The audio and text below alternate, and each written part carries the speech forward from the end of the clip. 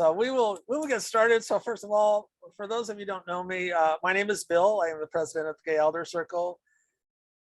So who is the Gay Elder Circle? The Gay Elder Circle was actually formed in about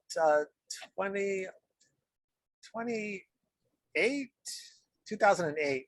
Yeah, they existed for about 3 years before they actually sought nonprofit status. So we've been a nonprofit since 2011. And the purpose of the Gay Elder Circle is to live mindful, purposeful lives, but we're also out and visible LGBTQ elders in the community.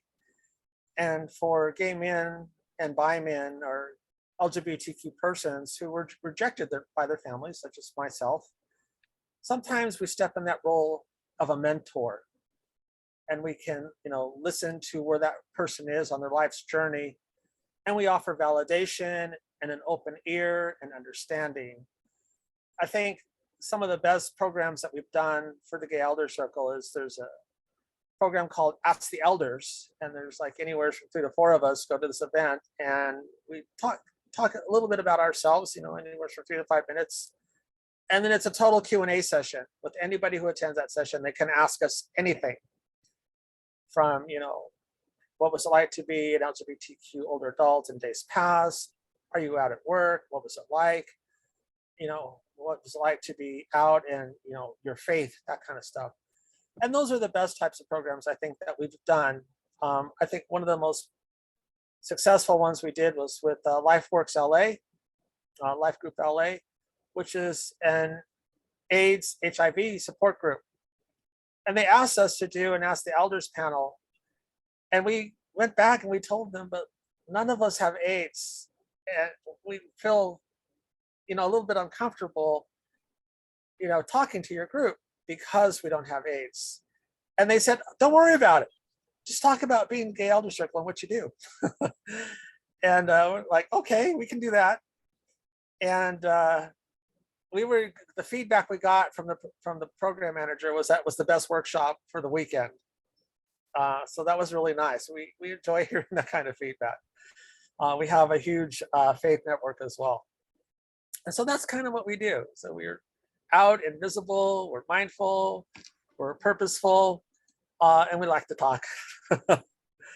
And we like our history. So we start our sessions with ancestor wisdom, LGBTQ predominantly, doesn't have to necessarily be. And then we kind of create a sacred circle and we talk, and then we close sacred circle and say, we'll see you again next month. But we haven't met during the pandemic, so that was really a sad time for us. But now we're meeting again. So with that said, that's who I am, and that's who the Gay Elder Circle is. And you can find us, if you receive my email, you look up the bottom of the email, you can find us on our website, Facebook, Twitter, Instagram, LinkedIn, and YouTube. And then so now I'd like to introduce my co-host, Dr. Gitlin, Rebecca Gitlin. Dr. Gitlin and myself are both members of the LA County Department of Mental Health LGBTQIA2S+ subcommittee. So what do? We kind of help the subcommittee do capacity building projects to reach out to the community to kind of destigmatize mental health. But at the same time, we're looking for underserved communities. So last calendar year, we were looking at older adults. And currently, we were looking at Black males, older adults, and then some. We're looking at bisexuals. We're looking at capacity building projects right now for Native Americans. So we look at underserved and underrepresented communities, and that's what we do. And I'll let Dr. Gitlin introduce herself a little bit more and kind of elaborate on that. Sure. Thank you so much for including me in this event, Bill. It's so great to be here. And Loren, I'm so excited to hear you speak. Your book really moved me. So thank you for your work. So I'm Rebecca Gitlin. My pronouns are she, her, hers.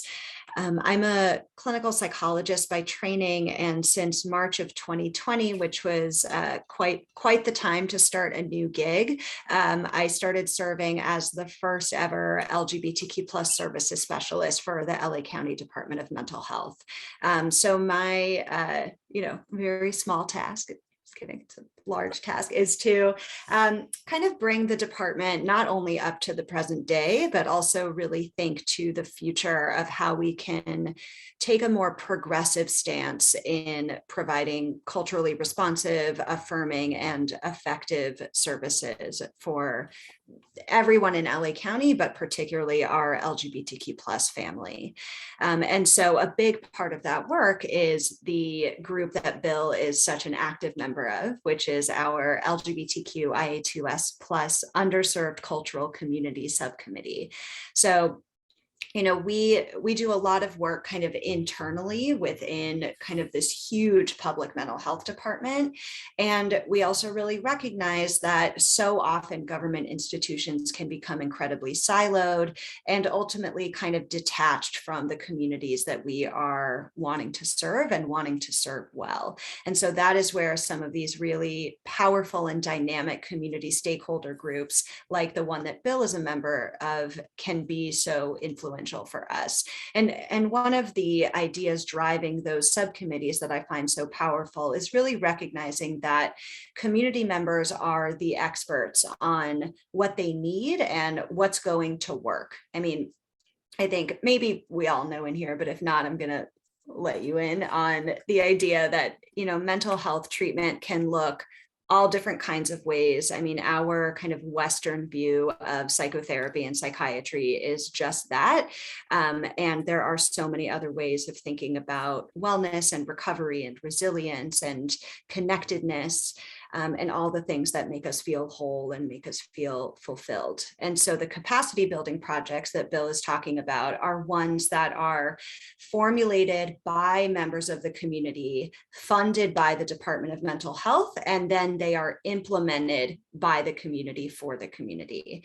And so one of the things that's been really powerful about our LGBTQIA2S plus subcommittee is that we are really paying close attention to the importance of intersectionality. That when we look at LGBTQIA2S plus communities, that there is not at all kind of one experience of being a sexually or gender diverse person. And there are lots of different needs to fill and lots of different ways to go about it. So I'm just so excited to be here in collaboration with you, Bill. You really are such a fantastic community leader. And yeah, I really appreciate being a part of this event. Thank you, Dr. Gitlin. So before we move on to Dr. Olson, so I want to thank the following people who actually supported this, as I said just before this was started. The first person that I approached about this event saying, hey, just raising awareness, was the Los Angeles LGBTQ Center, the senior services. I said, hey, I'm doing this event, just FYI, can you just let your seniors know? And they said, hell, we're going to blast it every week until your event. And I've partnered with them in the past, so they were very glad to promote this for us. The second group obviously is the LA County Department of Mental Health, allowing me to invite Dr. Gitlin here, and the subcommittee blasted it out to we have 30 or 40 different organizations that attend these subcommittee meetings. They were all receptive to this. And then the Los Angeles Gay and Lesbian Psychotherapists Association, also when I approached them about this event, they blasted it out into their newsletter and let all their members know as well. And then, as I said, the Orange County Gay Men's Social Club, and then the California Men's Gathering, which is also a statewide organization for gay and bi men, and then Colonel Pat and Barb, part of CARA.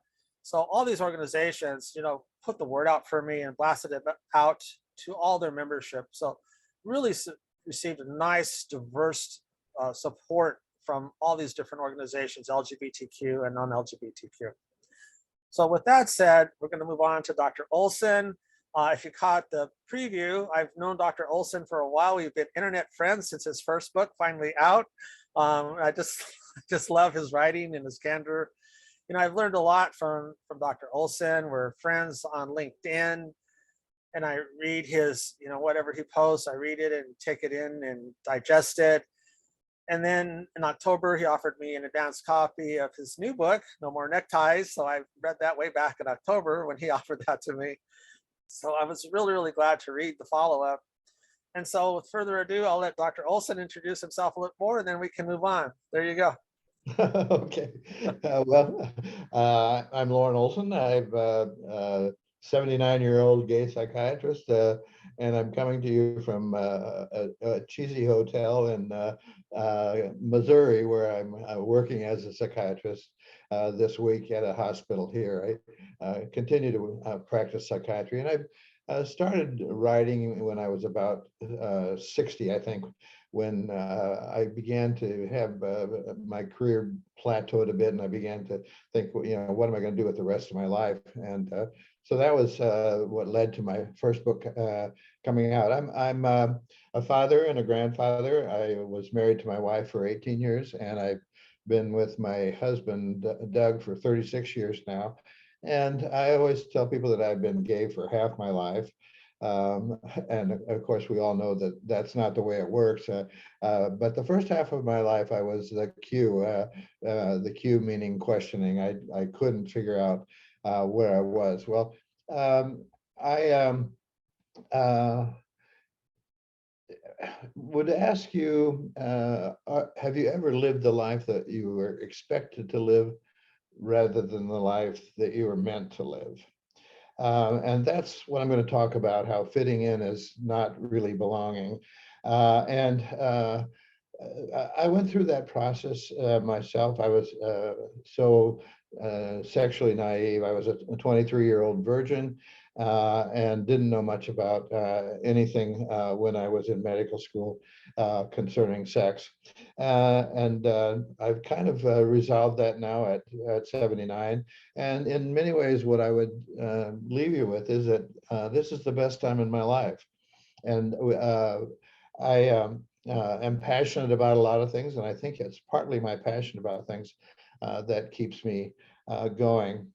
The three things I'm going to talk about are living the life that you were expected versus the one that you were meant to live, the downside of aging, and then the upside of aging. I grew up in a small town in Nebraska. It was a town of about 1,000 people, mostly Scandinavian. And everybody kind of looked alike, thought alike, and believed alike. And I was the good boy. I always did what was expected of me. There was a universal moral code, and I was probably the best at being the best in terms of being a good boy. I never really deviated from that. And I look back on it now, and I was a bit sanctimonious about how good I was. I felt a little bit morally superior to some of the other people, I think, at that time. And I don't really like that person I was very much. But from there, I went to the University of Nebraska. I went to undergraduate there, and it was pretty much the same. Everybody looked alike and thought alike. The biggest issue on campus when I was there was whether a Black man could pledge a white fraternity. And this was while the while the civil rights issues were going on in the South. But that was the issue in Nebraska at the university at the time I was there. I went to medical school there, and I began to read some about what was at the time called homosexuality, and I thought, well, some of this makes sense to me. It kind of fits, but it was called pathologic deviancy, and I didn't feel pathologic. I didn't feel deviant, so I thought, well, it can't really apply to me, so after medical school, I married my wife, and by the time I was 32, I was living the American dream. I was living in Maine. I was married, had 2 children. I'd finished my time in the military as a flight surgeon. I had finished my residency. I had passed my board exams. I'd paid off all my school debts. I have a successful private practice.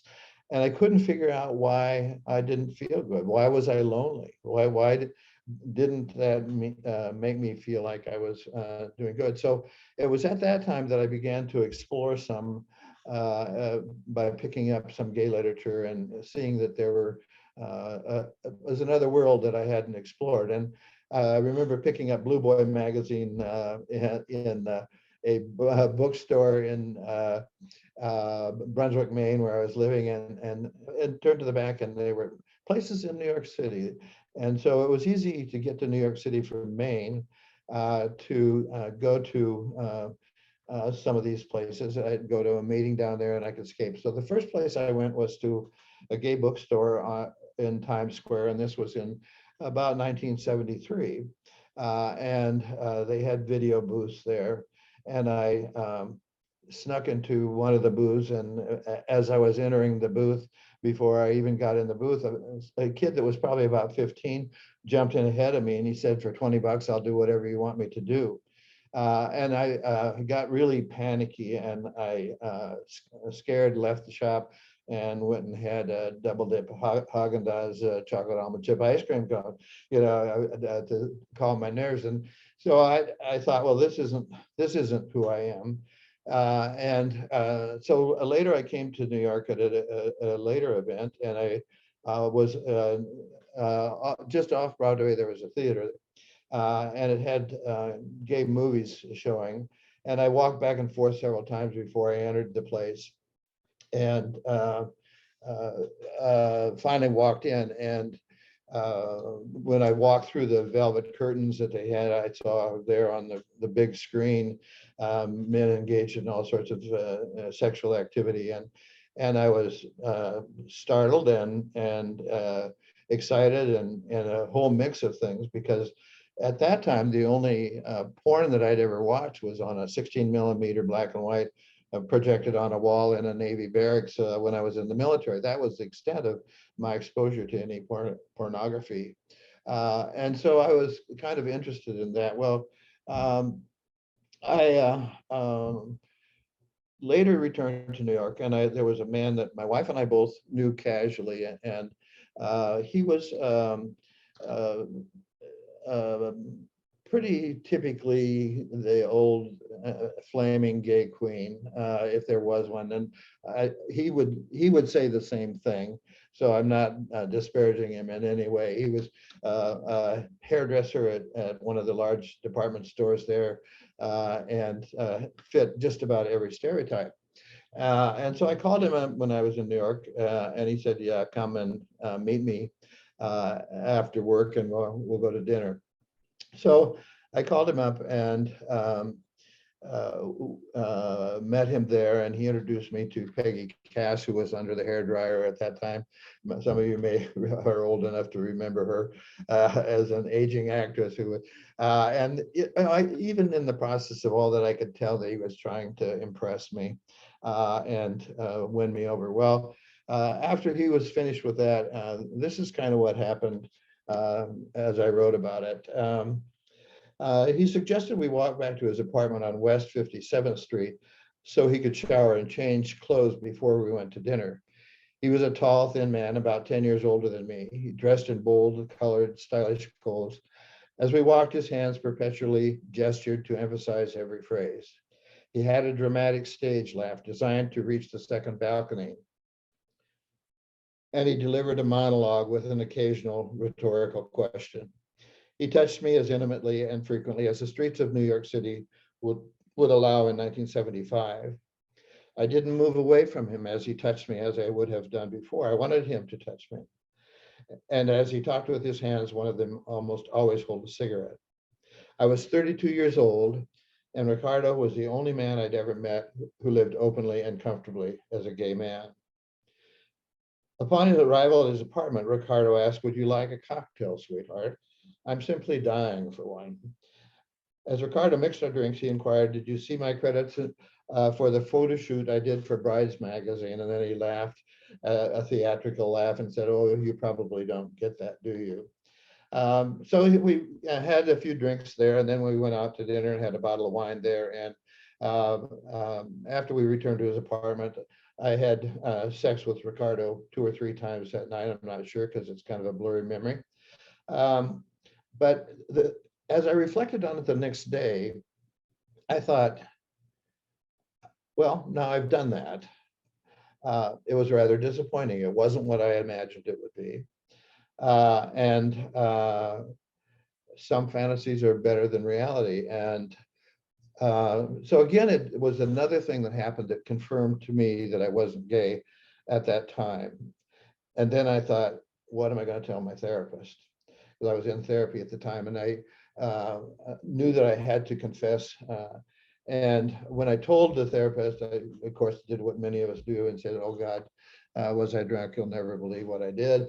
And he didn't know how to deal with me. It was 1973, I think, maybe 75 in that area. And pathologic deviancy was still in the Diagnostic and Statistical Manual at the time it happened.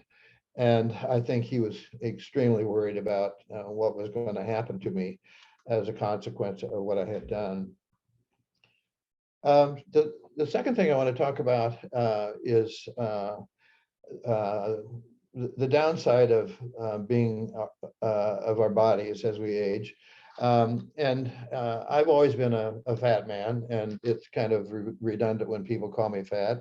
I love my doctor because he says, Loren, you're healthy for a fat man. And I'm comfortable with him being open about that. But the biggest issue for me was really that I had man boobs, and they had always bothered me from the time I was a teenager. I would never show my chest if I had a way of exposing it. So when I was 50 years old, I finally had enough discretionary money. I went to see a plastic surgeon. And the plastic surgeon said, Loren, take off all your clothes and stand in front of me there. And he took out a black magic marker and he began to make marks all over my body. He's like, we can cut this, we can tuck this, we can snip this, we can suck the fat out of this. And he went through this whole list of things that he was going to do to me. And then when he finished marking up my body like that, he said, it'll be about $40,000 cash because insurance doesn't pay for that. And after you had your surgery, you'll want to go to the Caribbean for 3 weeks so you can recover there. Well, I mean, I left that office so angry with him because I'd always seen my body as disgusting, but I had no idea that it was that disgusting. So I didn't do much about it. And at that time, I certainly didn't go ahead with any surgery. And then I was in Oklahoma City at a gay resort, and you heard me right, Oklahoma City gay resort. That seems like an oxymoron, but there was one. And I was walking back to my hotel room in my swimming suit, and my chest was exposed. And coming toward me was this very young, very attractive, very athletic young man. And as we approached each other on the sidewalk, he came up to me and he put his finger right here on my chin and slid it all the way down to my dick and said, delicious. And my reaction to him was, does he see what I see? You know, when I get up in the morning and look in the mirror. And the fact was, of course, that he didn't. You know, he had a different sense of what was attractive. And that kind of began to make me have some peace with my body. But I was still bothered by my man boobs. So when I was 60 years old, I went to see another plastic surgeon. I had a nurse in my office who was a nurse in a plastic surgeon's office. And nurses always know the best doctors. And so I said, you know, who's the best plastic surgeon in town? And she said, oh, are you going to do something about the hooding on your eyes? And I said, hooding? I didn't know I had hooding on my eyes. And I said, well, what the hell's hooding? And she said, well, it's all that loose, baggy skin that hangs down in front of your eyes so you can't see very well. Well, then after that, that was the only thing I could see was this damn hooding in my eyes. And so I called the surgeon that she'd recommended, made an appointment to have my boobs reduction and to have my hooding removed at the same time. I called Doug and told him, and Doug, by the time I got home, had made an appointment to have his hooding removed as well. And I did feel better for a while, although I've kind of said that, you know, if there is a God, God wants me to have boobs because they've kind of come back. And but it doesn't bother me in the way that it did at one time. I really hated my 60th birthday. I told Doug, I said, I don't want any acknowledgement of my birthday. I don't want any cards. I don't want any acknowledgement, no party. I said, I called my kids. I have two daughters, and I said, I don't want any cards. I don't want any phone calls. I just want to get through that day and slip by. So the next morning when I got up, it was on my birthday. Doug didn't have coffee for me made like he usually did on my birthday. He didn't have a card. He didn't say happy birthday. And I didn't hear from my kids. And then I was pissed. I thought, surely they knew that I really didn't mean what I said. And so I was going around just in a pissy mood all day that day, thinking how badly I'd been treated. And I kept wondering, well, maybe someday people are going to jump out from behind the curtains or something and shout happy birthday and a surprise. And it didn't happen. Well, about 4 o'clock, Doug called and he said, Todd and Jude want to go out to dinner tonight. Do you want to do that? And I thought, well, yeah, I can work that out. I thought, this is my party. So I was excited to get to the restaurant, got there 20 minutes early. And I thought, well, you can't go to your own surprise party 20 minutes early. You got to wait till you get the balloons blown up and the confetti on the table and stuff. And so I went to McDonald's and I had a cup of coffee and I laid down $2 on the counter. And this 14-year-old girl with pimples said, it's only $1.30. It's only 39 cents for seniors. And so I felt it didn't make me feel any better. Well, then I got to the restaurant and there was no party. My advice to you, if you don't remember anything else I said, is if you want to have a nice party, make sure you plan it yourself. Well, the second point I would talk about is how I blew out my knee having sex. And I know that when I say that, there are sometimes people envy me because they think that it was something special, but here's what I wrote about it. You may envy me when I tell you I blew out my knee having sex. Don't bother. It wasn't Iron Man sex. It was ordinary sex, tranquil, dispassionate, predictable. In fact, it was so routine that if I hadn't blown out my knee, I wouldn't have written about it. I don't mean to say that it was bad sex. I don't know that I've ever had really bad sex, but perhaps you've experienced the kind of sex you have with a partner you've been with for many years. Sunday night after the news, you kind of want to do it, but you have a busy day the next day, so you don't want it to take too long. One of the reasons I hated my 60th birthday was because my body could no longer resist the pull of gravity. It wasn't just that I'd injured my knee, but the fact that it happened in such an unremarkable way cautioned me that my body was growing fragile. My skin looked like bread mold. I dribbled when I peed. No matter how many times I shook my junk after urinating, the last few drops of piss always ran down the inside of my pant leg. Erections, at best, were unpredictable.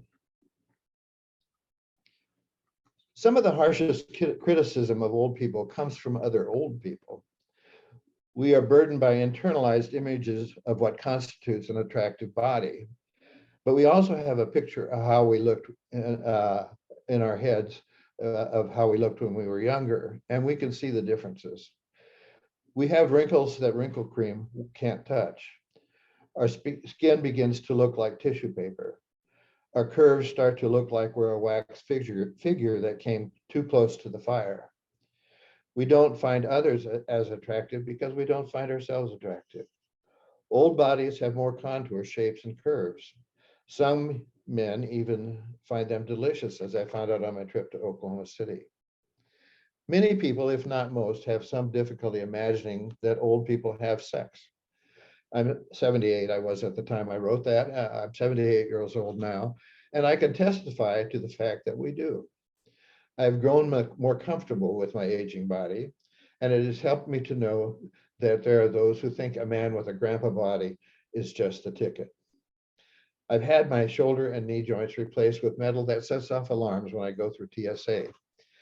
The hooding as well as the cataracts are gone, so I can see better than I did at 40. My vision is clear about a lot of things. No longer troubled by the tyranny of testosterone, my lovemaking has evolved into something slower and more emotionally driven.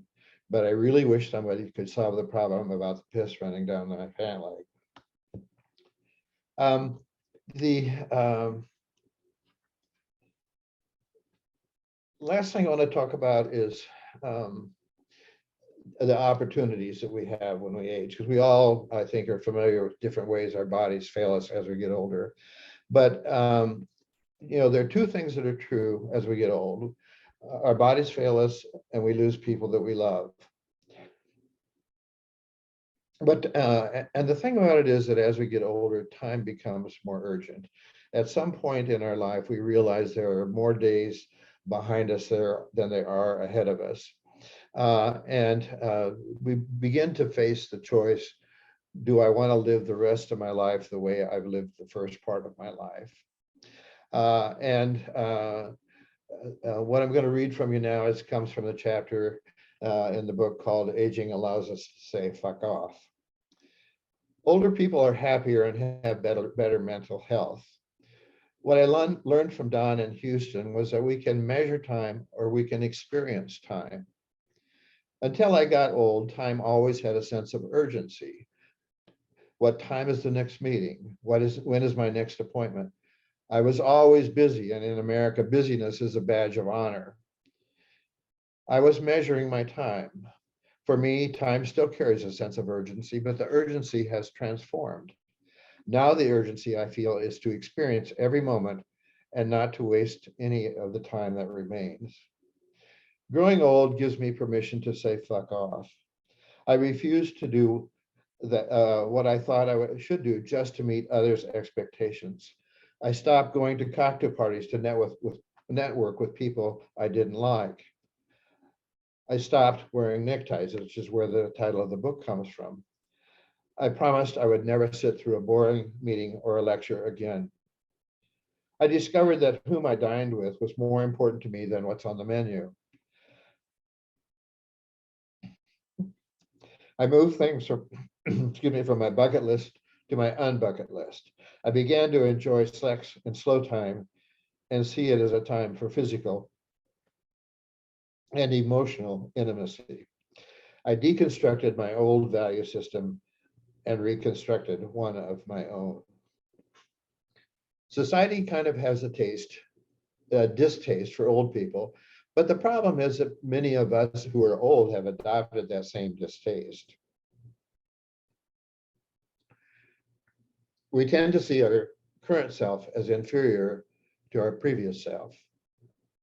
And, as an old person, you'll hear all the time, age is just a number. But it isn't just a number. Age is a combination of different things. It is a chronological age, a number. It's a psychological age. It's a health age or physical age, and a sexual age. And those things are different from one person to the next. And they're also different within us, each individually.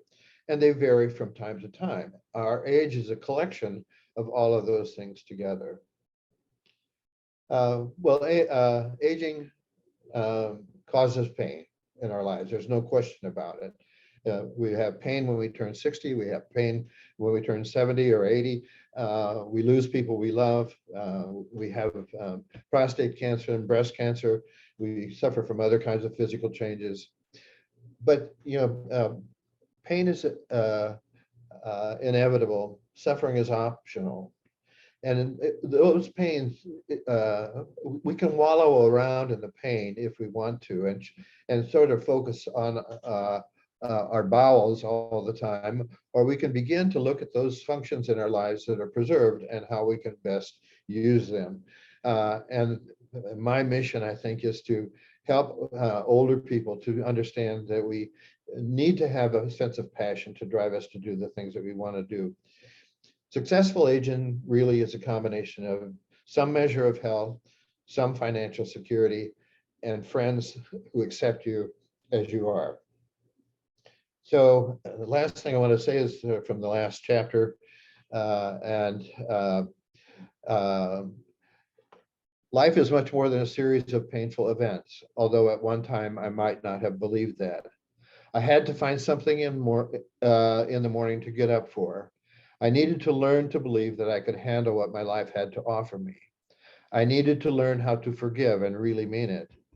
I had to let people know me and know me deeply. I had to learn to say, I love you, without expecting I would hear it repeated back to me. I had to accept that some rules are mistakes and either need to be changed or ignored. I had to shake up my life and rearrange it to become the person I was always meant to be. Some people suffer because they want their old lives back, not me. My past is history. I want to let it go. My future is uncertain. It will unfold as it will. I just want to live this moment and be mindful of every day. So with that, I'll close my comments and open myself to others to make their comments. So thank you very much, Dr. Olson. So if you have a question, if you can raise your hand in the from the buttons below, or if you're on phone only, if you can just, I think, *6 if you're on phone. And then we'll get to some questions. But I want to jump off real quickly, Dr. Olson, with a couple of questions. So the first one would be, you're very fortunate that part of your early experience was in New York. So you were kind of close to, a gay community before you fully came out. There are a number of men that, or older LGBT people who come out in their 40s, 50s, and 60s who don't have that kind of experience. Kind of what I'm getting at, it's like in common, we all have like 9/11 in common. But for gay and bi men who came out, when they were much younger and knew when they were, youths, as they got older, they were, cruising for sex in parks and tea rooms and piers, going to bathhouses. You kind of bypassed all that. I was wondering if you have any comments on that. And then the second thing is, I appreciate your comments on aging and body acceptance and how your body changes. One of the things the Gay Elder Circle does is that we actually talk about that. We talk about how our body changes, and we talk about body acceptance. I've been in other men's groups where they just avoid the topic completely. And, especially, one of the things that I say is that as you get older and your body changes, you find different ways to have sex and intimacy. And that usually starts up an entirely different conversation. So there you go. Well, complicated questions. The first thing I would say is that in response to your second question, and that is in the work I've been doing psychiatry for 50 years, and I know that men don't know much about sex. When I was in medical school and graduated, about all I knew about penises was how to dissect one. I didn't really know much about anything else. I find that most men don't understand their sexuality, and they particularly don't understand how it changes as they age. And I actually have a handout that I send out to people about that, and I'd be happy to send that to anybody who's interested, that talks about the natural evolution. Because as we age, our sex drive diminishes, our erections diminish, the amount of ejaculation diminishes, but sexual satisfaction can remain constant if we understand that evolution of the other things in our sexual functioning. But it means that we have to adapt to those natural changes in the way that our bodies are. So that's one thing. To go back to your first question, it reminds me of a story. I work with a young man who's 35, lives in a rural town in southern Georgia. He's a professional.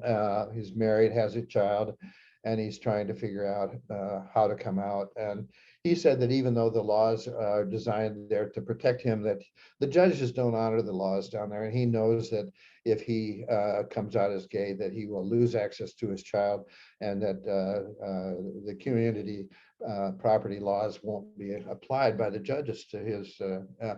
I mean, many of these things depend on where you live. And I hear from a lot of these people, of course, and he said to me once, he said, you know, why do gay people think they have to tell their stories to people who don't want to hear them? And I said, remember when you first contacted me, how lonely and isolated you felt, and how suicidal you were, because you had no one to share this pain with. That's why we tell our stories. And I think that's why what we're doing here in this meeting and the other things when we do this kind of outreach is we tell our stories and we hear their stories. And I hear a lot of pain from men who are isolated and alone, who struggled. There's an Australian psychiatrist who wrote about predicament suicide. And he defines it as a person who has no mental health issues, but they're caught in a predicament from which there's no good solution. There's a bad solution and a worse solution. And suicide then, under those circumstances, begins to look like a rational choice. And a lot of these men that I have talked with, particularly those who are married or from rural areas or small communities, have contemplated or even tried suicide. And we don't know how many might have been successful because they don't have anyone to share their stories with. So that I'm a firm believer that stories are what change people's minds. We can quote statistics, we can quote scripture or anything else. None of that matters. What matters is when we say, these are the things that bother me. These are the things that I think about. This is how it impact my lives. That's how we change people's minds. So that's a long answer to your questions. I'm not sure I even adequately covered with that, though. That's good. Alexandra Wilkinson, she had a hand up. So Alexandra, if you want to speak up, let's go ahead. Yeah, hi. Hi. Hi. So I'm an instructor at Cal State Long Beach, and I teach, oh goodness, like 150 students every semester. So I'm just wondering if you have any advice for young gay men in my classroom. Well, I suppose a lot of advice. I think, you know, the issue is so often the shame and guilt that we feel because we're expected to be a certain kind of person, and we've have difficulty departing from that. And you know, self-esteem is composed of having an ideal for ourselves and then measuring ourselves against that ideal. And the way, the places where those two things overlap is what creates self-esteem. Self-esteem never comes from approval from other people. It just never does. And so many of us get addicted to seeking self approval from others as a way of believing that we're worthwhile. But you know, it is very much like an addiction because you get a bit of approval from somebody. It doesn't last long. You still don't feel good about yourself, so you have to go back and get another and another and another. And finally, in the process of that, you've turned control over your life to other people. And you're living your life for these, and they aren't all their expectations aren't all the same, and so you have no agency over yourself. So when I work with people like this, I say, you know, what is it you want to be? Let's define what you want your life to look like in 5 years. And then let's take a look at what your life is now and how you see yourself now. And where do those two things overlap? And how are you going to bring them together? Because seeking approval is not going to bring those circles together. Does that answer your question, Alexander? Yeah, that was very helpful. Okay. Thank you. I teach about aging, so this was just phenomenal in so many different ways. So thank you. Good. Well, let me come back to talk to your class. Huh? Oh yeah, that'd be wonderful. Any other comments? Rebecca, you. Yeah, well, first, there's a comment in the chat. It sounds like Kenny would like to hear from you, comments on losing your partner and starting over in your 60s. Well, I'm glad that Thank you you, brought Kenny. that up because one of the things that I'm discovering as I get older is there are more and more of us who are older, particularly we find people who are in very long-term relationships. I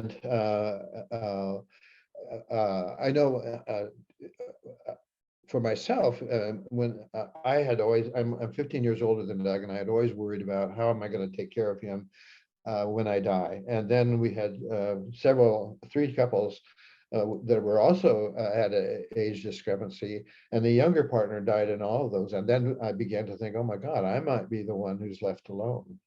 And it had never really entered my mind. But we don't talk about grief very much in the gay community because I mean, this whole idea of having long-term partners that we're committed to, or even shorter-term partners that we really love and have really had a meaningful relationship, we're not supposed to have those. People don't expect us to be able to sustain a relationship that's that meaningful, and we haven't focused enough on the grief that goes on. So I think, when I talk about grief, I talk about it in terms of waves. It's like when you start grieving, it's a wave of huge amplitude, and it just gobsmacks you, and then it'll settle down for a while, and then another wave will come back, and another wave, and another wave, and gradually the waves get smaller and smaller, and they get farther apart. And then something will come along like a holiday or a birthday or something else, and then you'll get gobsmacked by another big wave. And that's kind of the way that it works. And, but you have to allow yourself the time to grieve, but you also have to put a lid on it at some point and say, okay, I'm going to begin to move outside of my comfort zone and begin to take some steps. And when I talk to people who are just coming out, I say, what you need in your life isn't a lover. What you need is a circle of friends who can always be supportive of you, because lovers come and go. But you're going to need these people long term to support you when that happens. And so I think it's important, first of all, for a person who's grieving, to begin to just become active, to put one foot in front of the other, to go out to whatever kinds of things have been meaningful to them in the past, and re-engage the world in some positive way.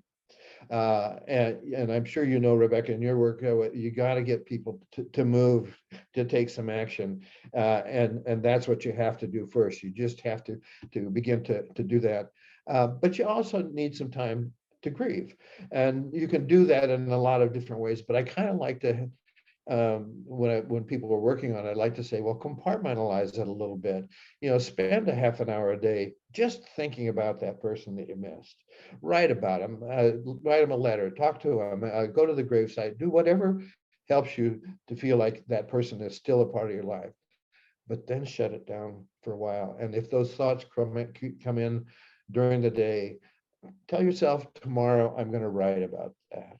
I'm going to do it again. So you allow yourself permission to continue the grieving process, but you don't let it engulf your whole life. That's, I think it's a process that goes on for a long time. But I've seen plenty of people who have begun again at 60 and 70 and beyond, who have, in fact, there was a story not long ago about somebody who came out in his 90s and is now with his partner. I think we sometimes get misled by the idea that there's one person who can complete us, one person in our life who can make our life valuable and be our soulmate forever. And that movies play that all up. But the thing about it is, if you really love somebody, the pain hurts, of course, But what that tells you is that you have the capacity to love. It wouldn't hurt if you didn't, and if you have that capacity to love, you have the capacity to love again. It may be a different kind of love, it may be a different way, but it's there. You have that in you to do it again.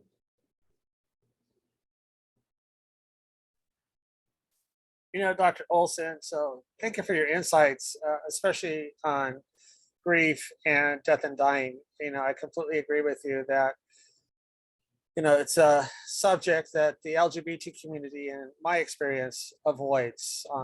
And you're talking to someone who is an advocate for here in California, Compassionate Choices, which is, a group that educates about, making end-of-life decisions. But also I've hosted on occasion, I host death cafes. But one thing I really want to say is that, if I look at my heteronormative counterparts and I look at my LGBTQ peers and I look at senior programming for each group, I realize that there are huge gaps between the two groups.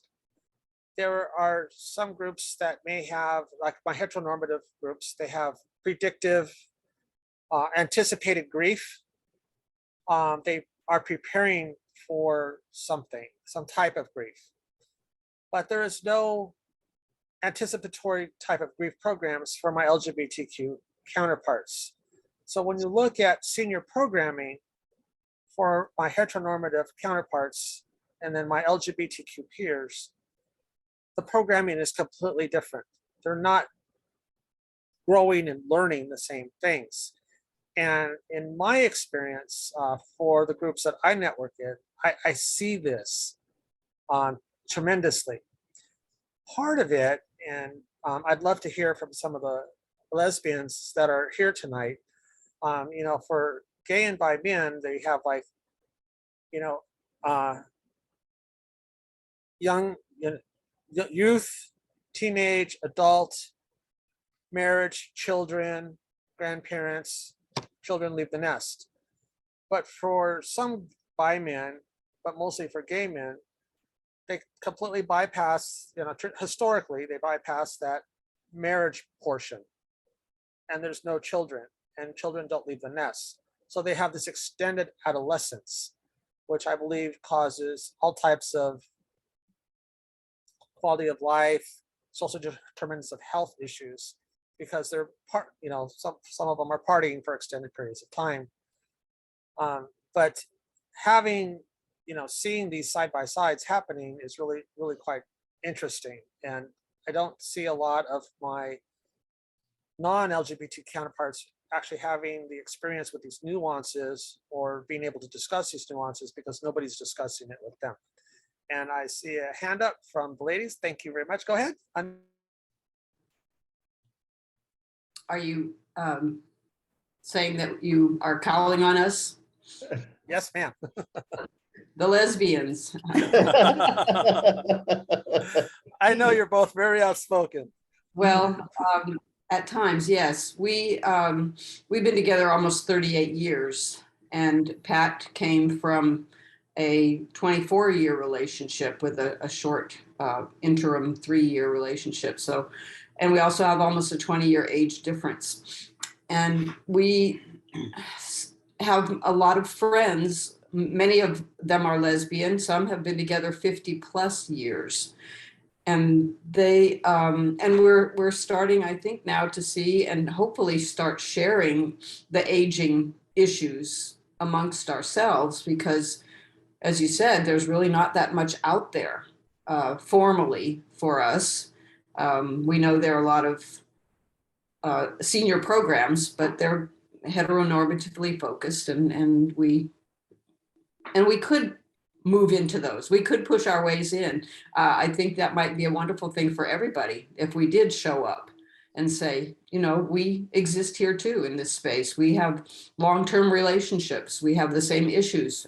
Bodies are aging, minds are aging, life is changing, and all of that. So I think that what we've done in some way, we took a very bold step in 2013 and shared our story at Gay Pride Days at our local community college. and our story. And I'll put a filmmaker was there, and she did a documentary about it. So it's now on streaming, but I'll put that information in the chat so anybody can see it and share it. We realized that we had to share who we are, and we've taken some risks with that too. We have been out protesting since the 2017 horrid election in public, and started a protest group. I had to do that to save my life in many ways, mentally, emotionally, and physically. So we've done a lot. We're kind of known in our community, and hopefully we can lead in some ways on the aging front as well, because I think that is such a huge thing for all of us as human beings who make it to an aged place, whatever that might be. Everybody starts it at a different time. 60 to me now sounds young because I'm going to be 70 next year. But it's just a continuum, and I think sharing our stories and finding the camaraderie of people who are going through the same thing and starting to open up and talk about it really makes a difference. You want to chime in? I'm usually the loudmouth here. Well, I'm now 88 years old, and I didn't come out to my family until I was 80, because of the feeling that I got growing up, that how the people in that little town of North Carolina, 3,000 people, how they felt about homosexuals. So I knew from wee little that I was different. I had 2 older sisters and 2 older brothers, but I was not at all like my sisters. But I didn't understand it. I just kind of accepted, okay, so I'm different. But and I didn't know why or that, for a long time. After I was actually in nursing school, I think, when it finally dawned on me. And I had my first relationship then. And I was with her for a few years until I really realized that she was an alcoholic. And so I let her go.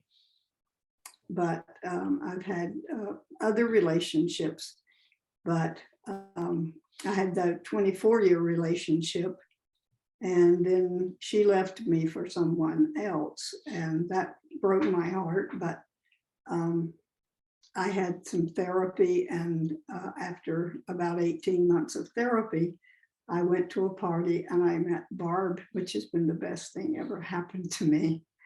So that's kind of my story. And now that I'm older, I am having, some physical problems, but I can still do most everything I want to do. I exercise a lot, try to eat a healthy diet. So that's my story. Well, I really appreciate your sharing that, and the amount of guts it took to tell it publicly as you did. I think in general, older people, all the older people in our society tend to be somewhat invisible, and there are prejudices against older people, and things that we're seen as a drain on society economically as well. And there are things that say that there's more money that flows from old people to young people. They're not subsidizing our lives, we're subsidizing theirs in some ways. And that medical expenses are enormous during the last part of a person's life, but it doesn't matter what age you are. That's when, if you're young, they're also very high then as well. But I think we have to do what you two have done, and that is raise our voices and make sure that we may not be seen, but we can be heard. And we just need to make sure that we're a part of that. You know, we as we get older, we don't have the energy to be as strong advocates as we may have had when we were younger. That's that harder. But we carry a lot of experience with us, a lot of wisdom, a lot of, and we. It's unfortunate that there seems to be a barrier between the older and the younger gay community, and they don't necessarily want to spend as much time and listen to us as perhaps, and perhaps we need to do more to try and facilitate that and share our wisdom with them. We have a local pastor who's he's a gay man. He's an amazing advocate for youth here in our area, and he has asked us off and on to speak to his group because he wants them to see that there are positive role models of older LGBT people who are living happy lives. And I think that's such an important thing, that the youth can see that they do have the possibility of a future. I know stereotypes show that, oh, you know, gay boys are just playing around all the time, and lesbians settle down after the first date and things like that. But are, you know, they need to understand the truth of what's available to them, who we are, and what they can look forward to. And so Yes. being role models on that level is so valuable, I think, and important. Yeah, I had a personal experience with that when I was struggling with my sexuality. I was about 40 years old, and I was trying to decide whether to stay married to my wife or, but I went to a gay father support group. And when I walked into that group, it was like 12 or 15 men, all who had been married or were still married and had children, and were very invested in their children's lives. But the thing that mattered to me was that they were a very diverse group of men. I had expected every gay man to look like the man I had sex with in New York City the first time. You know, that was my perception of gay men, and I had no other thing to challenge it. And then, but walking into that group, immediately I felt better about myself, because I knew that there was not just one way to be gay. And I think you're absolutely right that we need those of us who have been able to be successful and have in long-term relationships need to be able to show that to younger people, that it's possible, that we aren't just people who slam bam, thank you ma'am, kind of sex and dance and drink all night, you know. Also on the topic of aging and being old, I grew up with my grandmother always being old, and we would visit her in the old age home. And I just don't even think about her being young as a young person. So I've known her, I knew her that way. And where she lived was probably one of the better places, but still we would walk in there as young children or teenagers and see all these people almost like warehouse. So some of them, I don't know if they were giving them medication to calm them or not, or whatever, but you'd walk in and you'd see 3 or 4 people in wheelchairs in the hallway, kind of drooling and hunched over. And this was not a good picture to grow up with. On the other hand, I grew up with my grandfather, who always lived with us, my mother's father, and he was pretty vibrant and had his mental capacity until he died at the age of 88. And so I had that positive image of aging as well, that he was always old, because I only knew him when he was like, I don't know, 65 to 75 years old, and then he lived to be 88. So I knew him those years. But to have a positive image of aging is also very helpful, because as you said earlier, we all think that age is just ugly and not fun, and you can't do anything, and nobody wants to be around you, and you just need caregiving to be taken care of, and all the negatives of what the stereotype of aging is. So I think that's another level of where we need to share that with younger people and people all around in general, in a positive way. Yeah, When Dr. Olson, she brings up a good point. So based on your experience, how do you see aging in a rural area versus aging in an urban area?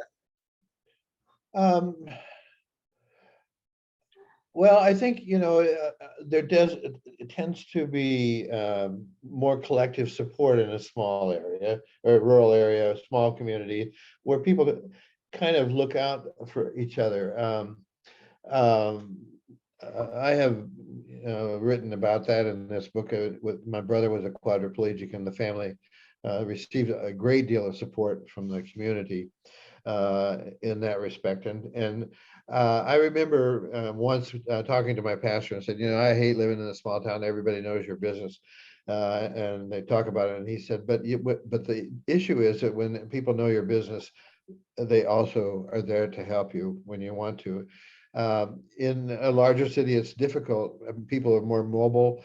They don't tend to stay in one place maybe as long, and it may be harder to develop that network of a village that can take care of you. I've not really had an urban experience to talk about, but that's my perception of it. But when the AIDS crisis came, and the community as a whole began to jump in, and the lesbian community, of course, were a large part of that, and there was a lot of support for many people who were estranged from their families. So it can happen in a rural or urban environments too, but I think it's a matter of really developing that close circle of friends that you can be with and spend time with. And a person, we all need a chum, somebody we can call up and say, I've had a bad day, I need to talk. Women do that better than men typically. They'll call up and say, let's go to lunch, I need to talk about what's going on in my life. Men tend to think it's weak to tell anybody else about that. But we need those people in our lives that we can share those kinds of stories with.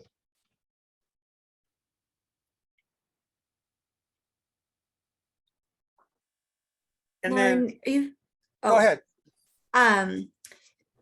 You've been working as a psychiatrist for 50 years, and I know you entered the field of psychiatry right around the time that homosexuality was declassified as a diagnosable illness in the DSM. And so beyond the obvious kind of declassification of homosexuality in that way, what are some changes that you've noticed in the field of psychiatry, in the field of mental health more broadly around gender and sexuality? And where do you hope the field will continue to evolve? Well, obviously it's changed a great deal. I mean, I certainly couldn't have practiced being openly gay and would have been thrown out of my residency, thrown out of medical school, all of those things. And it was a slow process for that to become more acceptable. It was sort of don't ask, don't tell kind of thing when I first began. And early in my practice, I didn't, I wasn't very public about it. If people asked me, I generally told them, but I didn't broadcast it in any kind of a way. I live in Des Moines, Iowa, which at that time was about 300,000 people. So it was a pretty quiet community. And people did find out, and I didn't have any trouble, except that with some of the other professionals, some of the other physicians. One in particular who came after me because I was a medical director and he was a problem physician, and he was retaliating for some of the constraints I had put on him. But in general, my experience has been through the years very positive from most other physicians. And I know that's a lot regional based as well. And I think it also depends on how you live it. But now, people have their pronouns posted on their name tags in medical school. And so it's a whole different attitude about that. And you can, and I hope that will continue. But at the same time, now they're trying to pass laws to make it to criminalize treatment for transitioning. So I think we're at a watershed time, and having lived through a time when I could have been thrown out of the military or med school or anything else, it scares the shit out of me, frankly, that we may go back to a time, if we can't read books that have even healthy stories about the gay and lesbian people or trans people, if those books aren't available, kids are going to turn to porn. They're going to go to the internet and they're going to get all their information from the porn sites and not from healthy information. And that really, frankly, scares me a lot. So I think we have a lot of work to do in terms of politically to ensure that we continue to have the same freedoms that many of us have experienced. I need Absolutely. to tell you a hilarious story, a mini story there regarding porn. So for those of us who are pre-internet and pre-web, and we got our porn from magazines and not from the internet. I can honestly say if it wasn't for gay porn, I wouldn't know what I know about art and music. It's like they say, I bought it for the articles, not the pictures. But it was really true. For me, I learned about, classical music, art, because like you said, you mentioned Blue Boy magazine. The art version was In Touch and After Dark. Mhm. And I'm very fortunate, and I'm glad you said, it's a regional thing. So for me, I was very lucky that I grew up in Los Angeles County.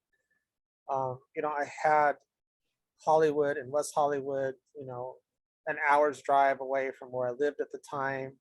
The city of Long Beach, an out gay and visible community. So I'm very fortunate. So I was very comfortable with myself growing up. But I also understand that, like a person could live, a few blocks from me and have a completely different experience because they weren't out, they weren't open, they weren't in contact with those communities that I was in contact with. And I have found that to be true over and over again. There can be people who live in downtown LA that have no concept of what's going on in West Hollywood or Long Beach or any of the other little gay pockets that we have in Los Angeles County. So I'm glad that you mentioned that in terms of, being regional. And then, additionally, when you talked about caregiving, one of the things that I'm seeing through my Alzheimer's groups are there's one male couple in particular. One of them has Alzheimer's and he is, deteriorating slowly, as we know Alzheimer's does. But his now married husband met him while he has Alzheimer's and is in decline, and he is his caretaker. So it's an interesting discussion if you're able to hook up with them on the internet. So do you have any kind of commentary on that? If you decline or if Doug declines, and is he ready to be your caretaker in that situation or vice versa? Well, it's been interesting. One of the things that other things that I've been interested in is intergenerational relationships, relationships that are sometimes 15, sometimes 40 years in difference in age, and so many of the younger people are extremely invested in taking care of the older person. The myth is that they'll run away if they are ever put in a caretaking position. I think many of us who are gay are service oriented. We like to take care of people where we get a certain amount of good out of that. But the idea of taking care of somebody with Alzheimer's, it's a 36-hour day. And I think that we have to acknowledge that it's important to be able to call upon other resources, because if you give to another person more than you have to give, you begin to get resentful, you begin to hate them, you begin to have all these feelings that you don't want to have about the person that you love. But they're normal feelings under the circumstances. But people get burnt out when they're put in a position of having to care for a person. And taking care of another person doesn't mean that you have to be the one to change their diapers. It simply means that you have to be the one to advocate for somebody to do the things that need to be done. And I think it's important to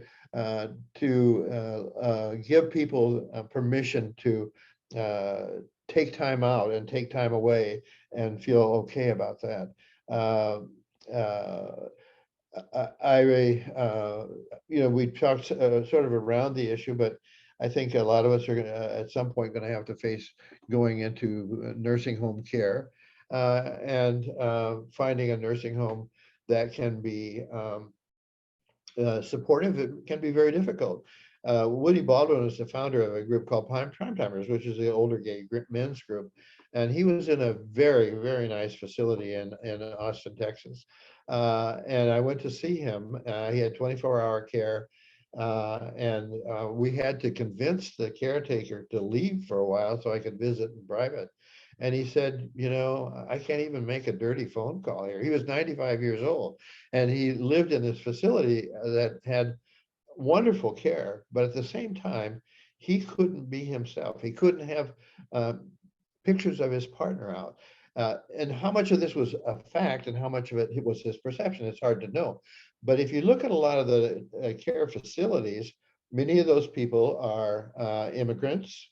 They're people who may come from very conservative backgrounds. There are a lot of people that are in that role who may have very different ideas about our relationships or our sexuality.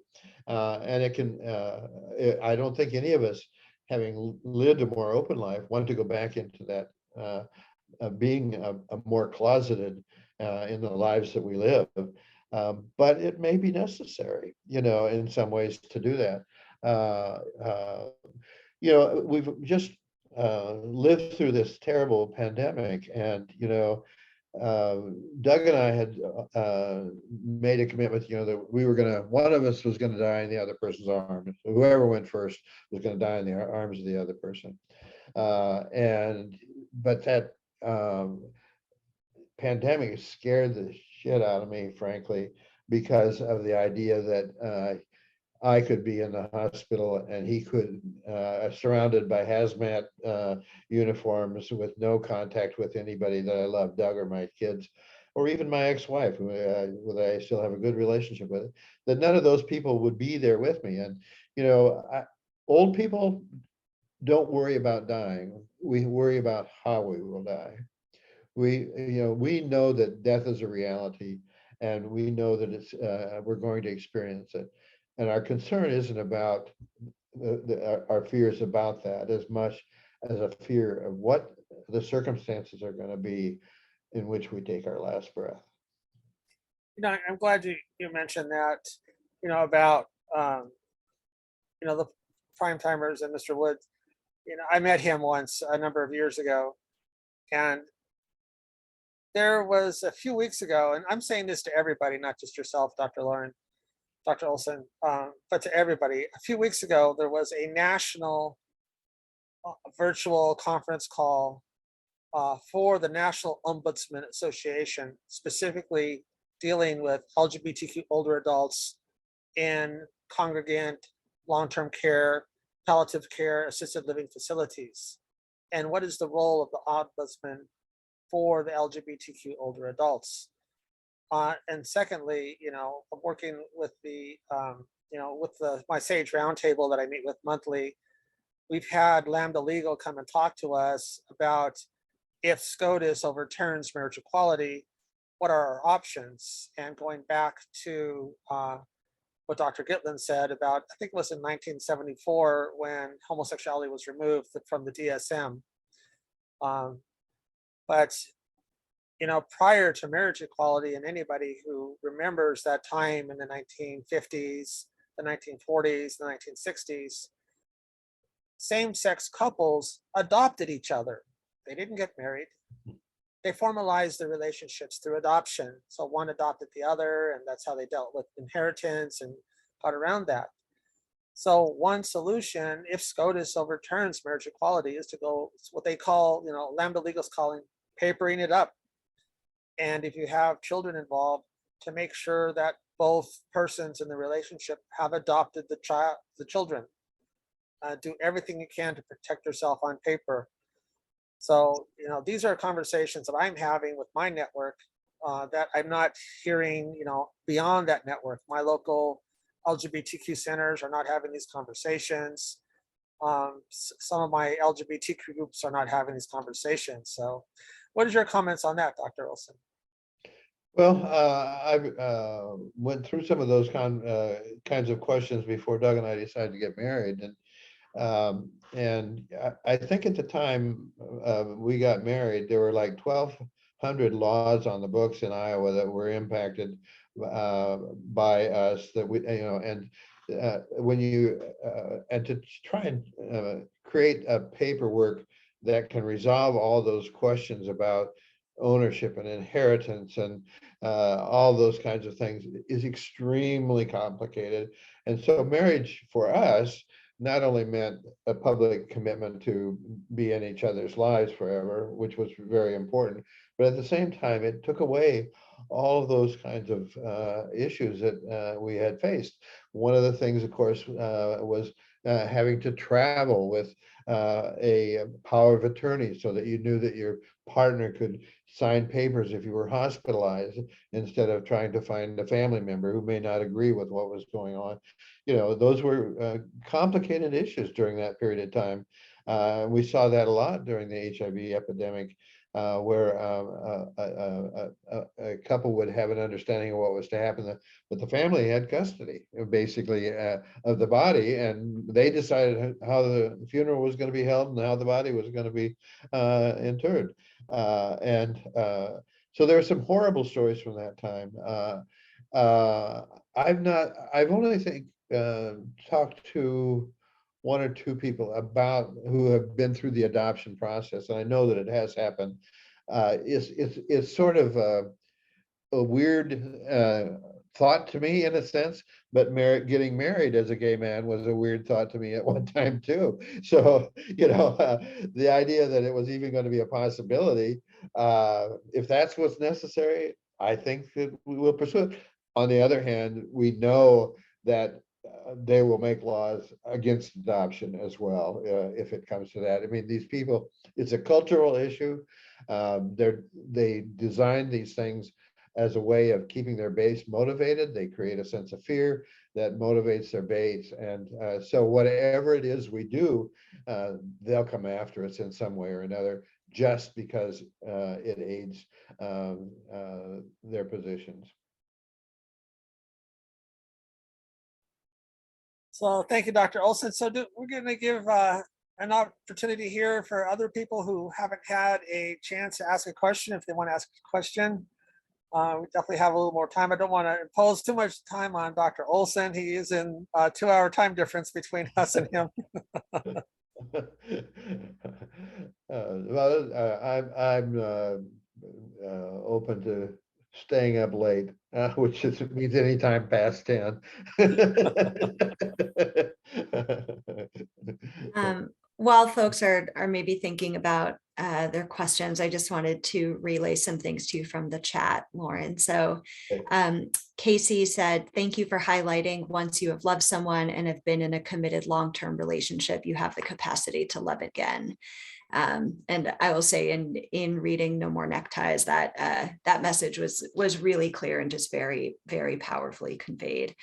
And then Claudia Lopez said, I have to leave, but this was a wonderful event. Thank you, Dr. Olson. Good. I actually wondered if you could speak a little bit more about the title of the book.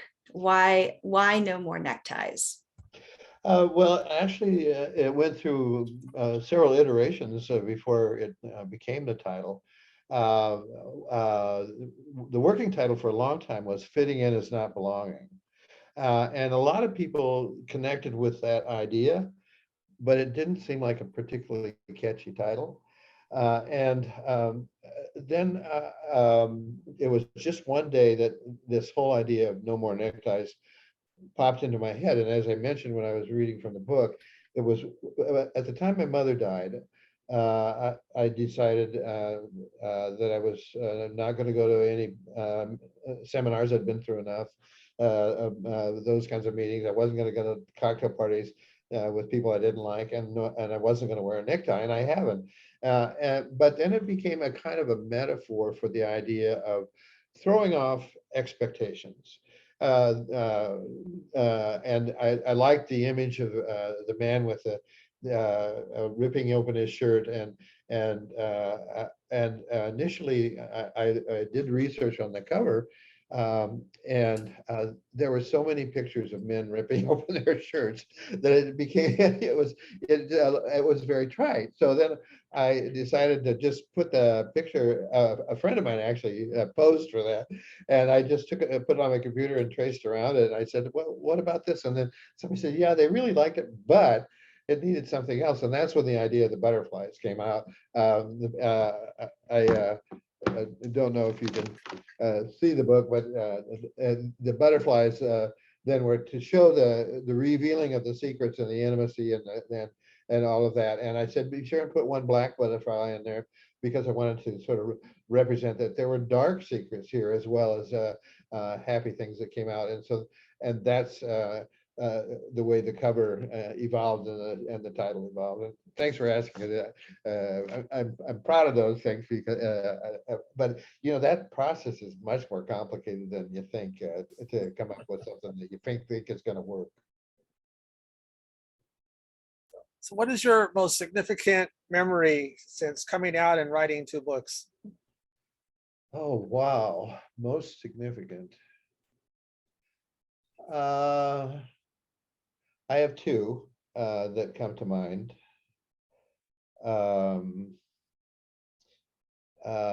One was after the first book, and I'll probably cry when I tell you about this. I may cry before I tell you about this. I spoke a men's group in Phoenix, and after I was done speaking, this man stood up, and he was in workman's clothes. He had, you know, boots and jeans and you know, blue shirt, you know, middle-aged guy, very buff looking guy. And he stood up and he said, none of my friends here know this story, but I was married and I had a 5-year-old child. And they were both killed in a car accident. And he said, I know what I should have felt, but what I felt was relief. And on the surface, that's a horrible story. But if you've been in that situation, you know what that pain was like that he was in before that happened. And that story touches me in so many ways, because I talk with men all the time, and I'm not trying to ignore women. My work is mostly with men, but I talk with men all the time who feel that same, how do I get out of this? And in his case, it was solved for him. So that's one memory. The other one is similarly painful. And I was doing a book reading of the second book, and this was in Iowa City, and Iowa City, not in Iowa City, which is the name of the town. But anyhow, there was an older woman who was about 75, and she was walking around the bookstore, and I could see that she had my book sandwiched between 2 other books, because she didn't want anyone to see that she had it. But she kept walking around the edges of where I was speaking, and she came over and closer, and I said, would you like to join us? And she sat down, and then at the end, she said, I have to tell you this story. My grandson was 15 years old, and he recently came over to me and he said, Grandma, I'm gay. She said, we still love you. It doesn't change anything. He went home and told his father. His father said, I won't have a gay son.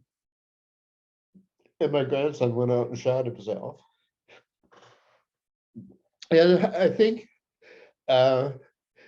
this is the power of stories, is for people to be able to share that pain. I have another one, which is I hope we can laugh a little bit about. But these two things, were very profound for me, and it's those people. My soul in psychiatry is in recognizing that we all have pain in our lives, and to try and help people deal with the reality of that pain. The other, this story is when I closed my private practice, I had a woman in my practice that I had seen for 25 years. And she came in for major depression initially. And I saw her frequently, did some psychotherapy, put her on medication. And gradually she improved. And I just began to see her like every 3 months for managing her medication, sometimes longer. But I'd known her very well and for all that time. And she came into my office and she said, Dr. Olson, this is from, I read your book. She was talking about Finally Out. She said, you told me a lot more than you had to.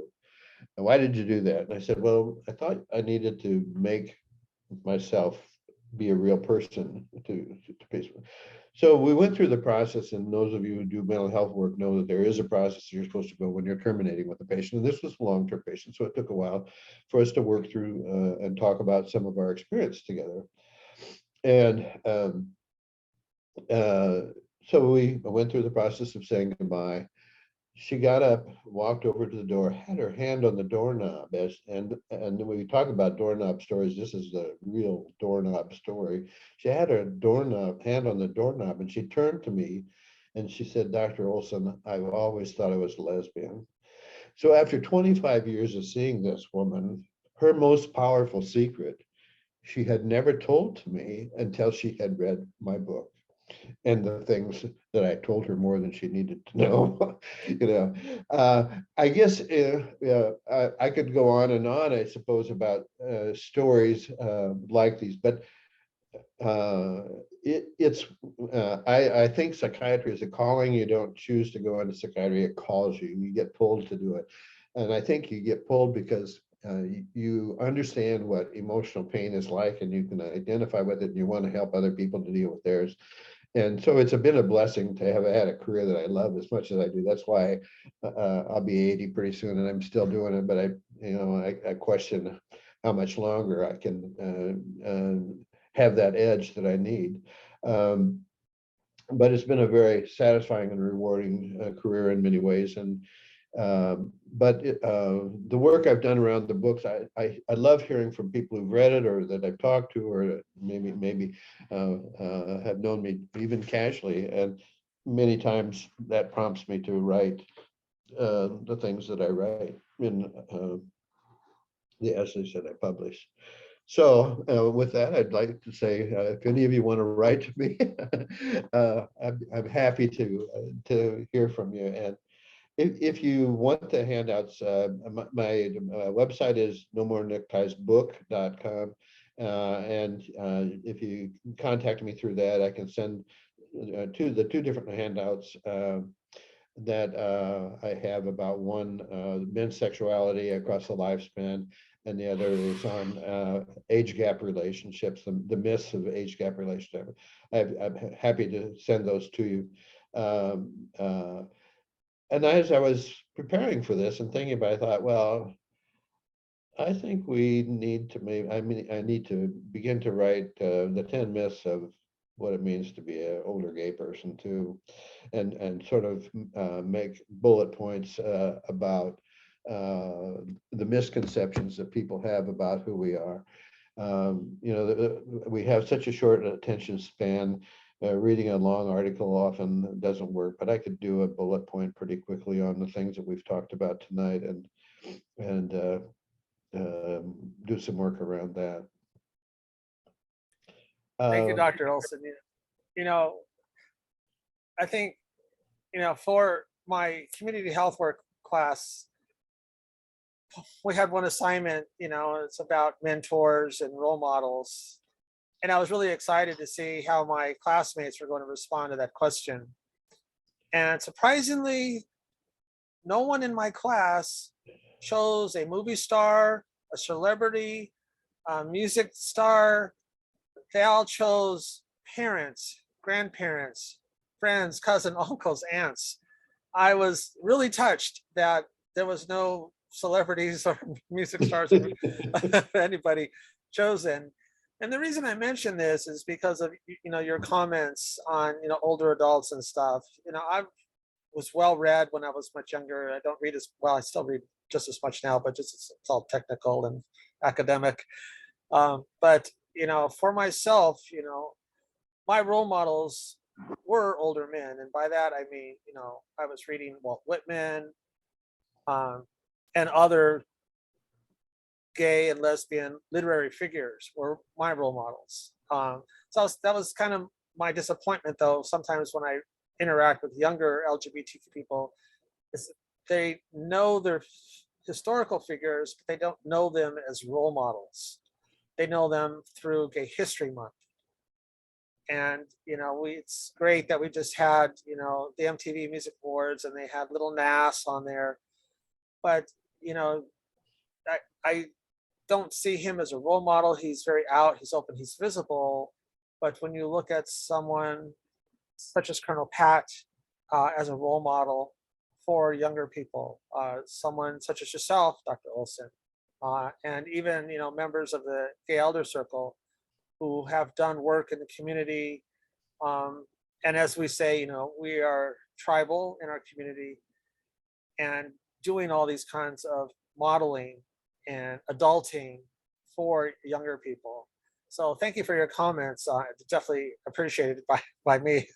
And I don't know if anybody else here. Yeah.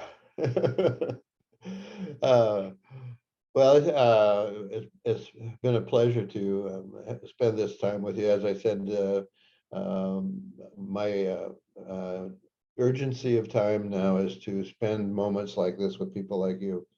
And that's very meaningful to me. Okay, so last chance, anybody, if anybody has any questions. I feel like I have all the questions for you, but Well, I don't want to keep you up too much past your 10 p.m. bedtime. You have my number. You know how to reach me. Yes. I'm so grateful to you. And I do just want to say that, as a mental health professional, there's so much that we are taught both implicitly and explicitly about not showing up as our full authentic selves in our work, whatever that means.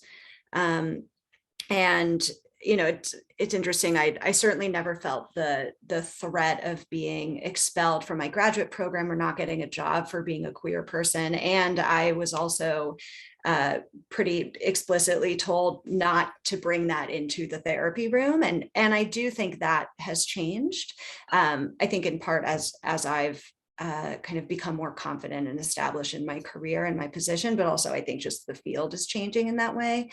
And I think people like you are who we have to thank for those changes. I mean, the fact that you are a proud psychiatrist, a proud gay man, and that you are bringing and putting out your full humanity, your full authentic self for other people to consume and interpret and respond to. I really want to express my gratitude to you for that.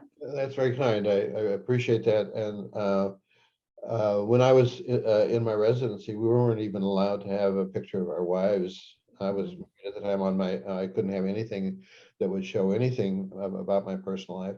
And as I've gotten older, and particularly as you get older in practice, your patients get older, I was more comfortable with things like touching and revealing things about myself. Of course, you don't want to reveal things prematurely, but if a man came in and said, I'm starting to live with my sexuality, and he was in a solid place, it wasn't a problem for me to say I'm gay. If he was somebody that I thought was really fragile, it could have pushed him over the edge. You Sure. have to know where you're at with that. Yeah. But things have changed enormously in that regard, and I do appreciate what you said. It means a lot. I wanted to say that I have, on that topic, I have seen a couple of therapists over the last few years, and I never really want to know anything about them personally.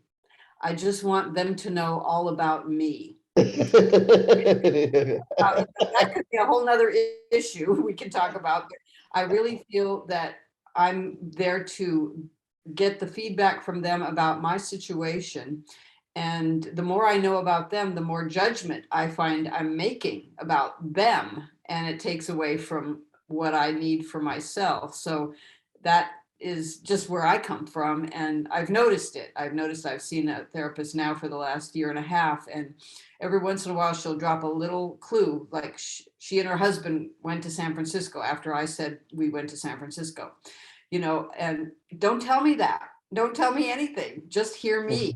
So different when I hear the two of you talking about how you can come and be your authentic self. And I was looking for an LGBT therapist. I only found somebody locally who was LGBT friendly, not Yeah.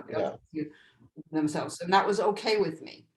And and I thought, well, maybe I'm there to educate that person on some level as well. And I'm just doing that as my job. And they're going to take care of me in my mental health needs on the level that they can. So I just wanted to kind of throw that in the mix because it's. No, I think it's very appropriate to make that observation, and it's very difficult to see somebody for a year and a half and not know things about them, even no matter how much of a blank slate you tried to be, just by saying some of the offhanded comments like, "Oh, I've been there too."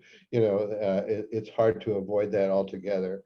The analysts, of course, did that by sitting behind the person and putting them on a couch looking at the ceiling so they could get by with that a little easier. And now it's much more interactive in the way that we do things than it was in those times. And there are times when it's very inappropriate to disclose things about your life.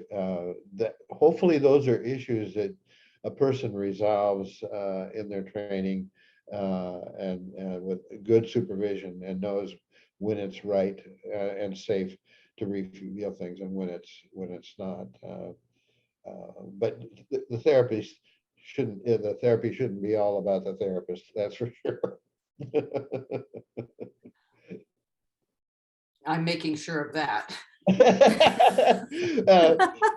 But I have a feeling you can. But the important part, is that, as you said, is that you're teaching her or him about your life and the way that you live it, and they may not have had that experience, and that's really important.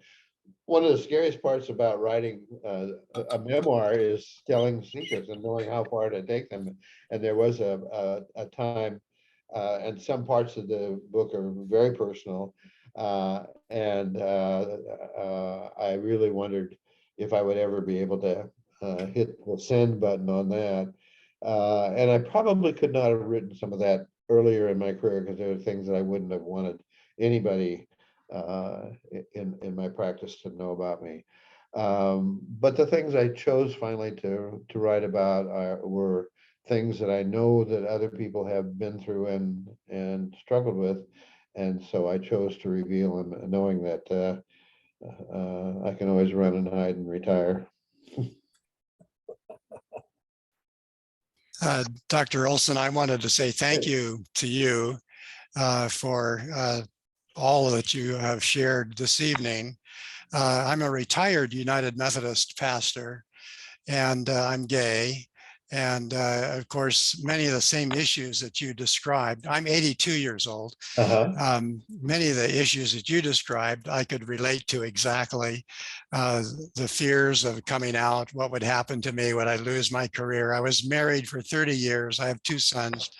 And so there was all of those same, I share so much of the journey that you have gone through as well, those life experiences. And I just wanted to underscore that telling our stories, how important that is, that I knew that.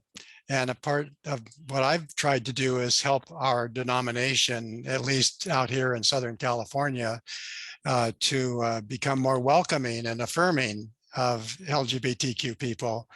And so back in 2010, I had organized a Telling Our Stories project for this gathering of over 1,000 United Methodists at their annual conference, and had people prepared, and we were allowed to take our turns telling our various stories. It was gay and lesbian people telling their stories, some single, some couples, and some parents and siblings, LGBTQ people share. Anyway, it made a huge difference in the perspective that was so prominent at the time in the church.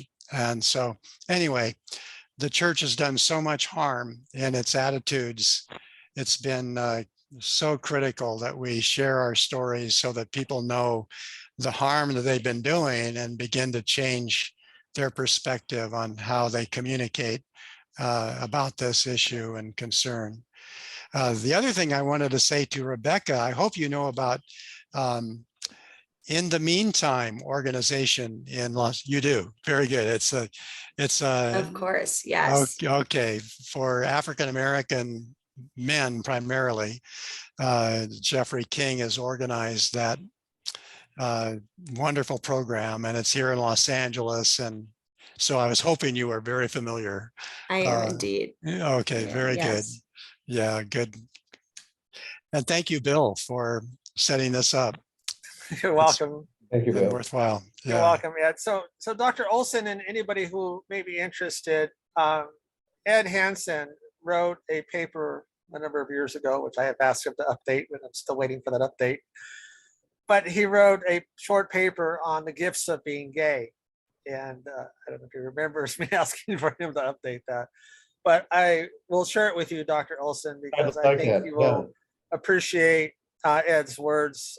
We love when Ed talks to us at the Gay Elder Circle, his insights. And with his guidance, we wrote to the Pope and protested via letter on some comments that he made. But we do things like that at the Gay Elder Circle. And we had another past president, Alan, and Alan, he got us to focus on what is our bliss. So we had conversations on that, and then we explored that through Alan. So these are things kind of that we do in the Elder Circle. We look internal, we look inside, and when we look inside, how does that radiate out from us going out into the community? And that's one of the beautiful, beautiful things about the Gay Elder Circle, is that we do a lot of internal work on a very informal level, and we get tremendous results from it. Good. It sounds like a great thing you're doing there. So I will close this evening out. So thank you so much, Dr. Olson and Dr. Gitlin. Thank you so much for co-hosting me. And now you know why I invited you. Because these conversations, as I said in my email to everybody that RSVP'd, these types of conversations are few and far between, especially the story that Dr. Olson shares with his life. We need to elevate these stories and understand them, especially if we may go into a long-term care facility. We want to be able to put pictures of our loved ones on the wall. We want to be able to kiss and hold hands. These are things that I advocate for with Sage at our monthly roundtable. We fight for this. We argue for this. I've called and emailed, Adult Protective Services on this matter. I've contacted our ombudsman, our local ombudsman, our state ombudsman, and now I need to contact the new state ombudsman. So these are things that, I try to stress to younger LGBT people, because I tell them, look at what your older LGBT older adults are experiencing right now. Unless you change it, you're going to age into the same thing. So help me change it, help me make it better. We're fortunate in California that we have the Master Plan on Aging, which was implemented in January of last year. And they had a lot of LGBTQ education while they were putting together the Master Plan on Aging. I was one of those voices that was contributing to that. And another gentleman, Jason Flatt, who is in Las Vegas, just received a $150,000 grant from AARP to do research on Alzheimer's and dementia in the LGBTQ community. He just received this grant, I think about a month ago. I'm celebrating his getting this grant. So it's great when a person like Jason, who is LGBTQ as well, is doing research and clinical trials and asking for the LGBT population to participate in something where they're excluding themselves. So these are the things I advocate for. These are the things that I make awareness of. And I hope to radiate, and I'm gonna, I'm recording this, I'm gonna put it on our YouTube channel, and hopefully raise awareness, through my, social media platforms. Hey, you missed a great conversation if you weren't there, but we're still gonna share it with you. So thank you all for this very intimate evening. I appreciate all your comments and the feedback, and humbling the Gay Elder Circle by your appreciation of what we're doing here tonight. Thank you. Inviting me. Good night. Thank you so Good much. night, everybody. Thank you so much. Good night.